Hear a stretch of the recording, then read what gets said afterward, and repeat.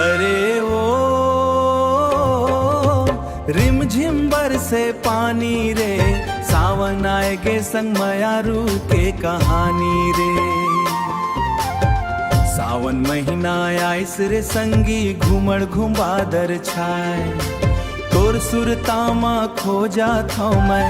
भींजत डारा भींजत पाना, भींजत है संसार, तोर बिना सुनना लागे मोर ये जिंदगी के द्वार। रिमझिम बूंदा झरे गगन ले, मन मोर डोले रे।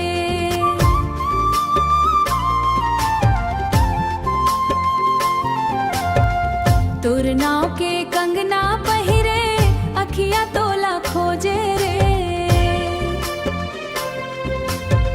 झूला डारे अमली डारा, हवा सुघर बहार, तोर संग सावन बिताना, दिल मोर सपना सजा। सावन महीना माया के नगीना, तोर संग जिए बर मन चाहिना।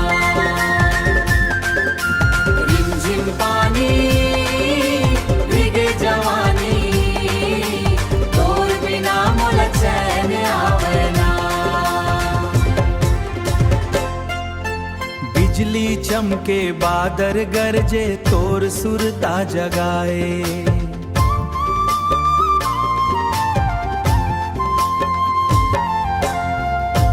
बिजली चमके बादर गरजे, तोर सुरता जगाए। भीगे रद्दा भीगे सपना, मोर दिल तोर ले लगाए। महुआ डारा झूमत जाथे, कोयल गीत सुनाए।